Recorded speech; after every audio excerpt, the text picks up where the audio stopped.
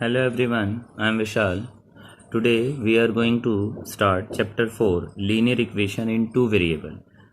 ठीक है, this is of class 9th. Okay, introduction to linear equation in two variable. Introduction. Okay, a equation which is in the form of ax plus by plus c is equal to 0 is known as the linear equation in two variable. Linear equation, linear means a straight line. Linear means straight line.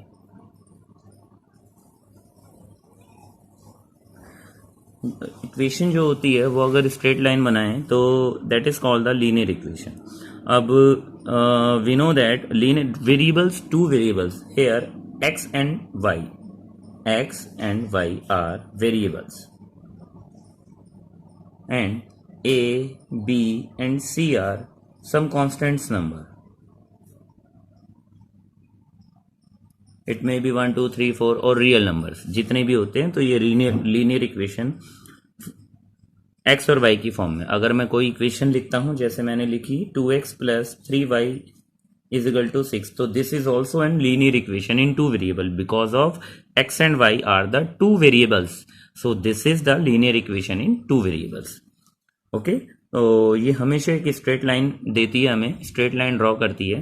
तो जो आपकी exercise है simple, जो exercise आपकी 4.1 है, उसमें हम पहला क्वेश्चन क्या कहता है, जो एनसीईआरटी पे बेस्ड है, बेस्ड ऑन एनसीईआरटी. तो एनसीईआरटी में पहला क्वेश्चन ये बोलता है write the each of the following equation in the form of ax plus by plus c is equal to 0.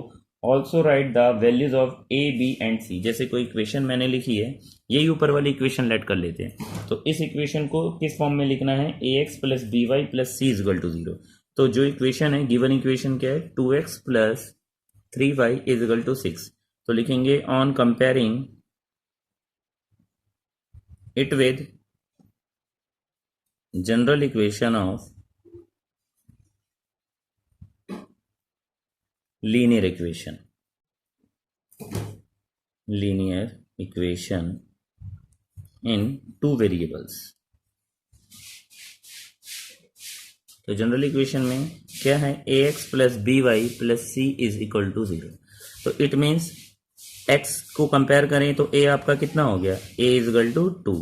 ठीक है, y को कंपेयर करें तो आपका y कितना हो गया, आपका 3. अच्छा, ये इज इक्वल टू 0 है तो इसको मैं कन्वर्ट कर दूं, 2x प्लस 3y, ये 6 इधर आ जाएगा, माइनस 6 इज इक्वल टू 0. तो इट मीन्स टू से इक्वेशन जो हमारी कन्वर्ट हो गई वो इस फॉर्म में कन्वर्ट हो गई.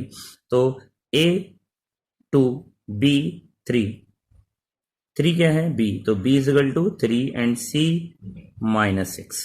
तो दिस इज द वैल्यूज. ऐसी कोई भी अगर क्वेश्चन लेता हूं तो किसी भी क्वेश्चन की वैल्यू अगर मैं 2x is equal to y, इसमें मुझे कंपेयर करके बताना है. तो फर्स्ट ऑफ ऑल पहले मैं इसे कंपेयर कर लेंगे. कैसे बना देंगे इस इक्वेशन को, 2x minus y is equal to 0 और कोई वैल्यू नहीं है. अब इसे कंपेयर करेंगे, comparing on comparing it with वही जनरल इक्वेशन कौन सी है हमारी, ax square ax plus bx plus c is equal to 0. This is the general equation. ये लीनियर इक्वेशन की जनरल इक्वेशन है आपकी. तो इससे अब हम कंपेयर करेंगे. तो कंपैरिजन पे चेक करें.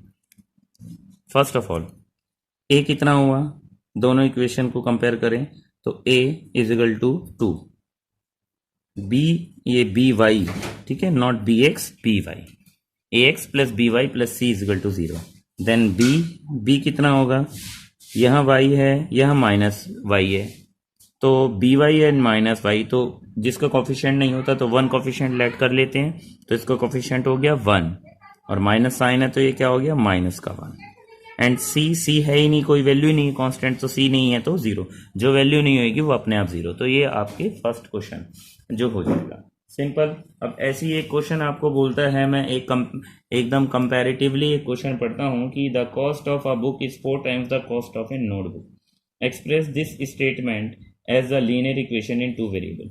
अब जैसे यही है कि cost of a book is 4 times the cost of a book is 4 times the cost of a notebook. Okay, express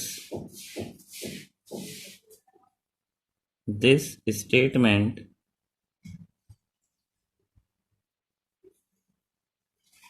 as a linear equation in two variable.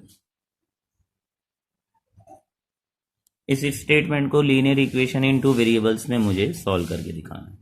तो कैसे? अब बोला है cost of a book is 4 times, तो मुझे इस book की cost नहीं पता ना इस बुक की नोटबुक की कॉस्ट पता है, तो मैं लेट कर सकता हूं लेट बुक की कॉस्ट नोटबुक से 4 टाइम्स है, तो नोटबुक की कॉस्ट लेट करेंगे। Let the cost of a notebook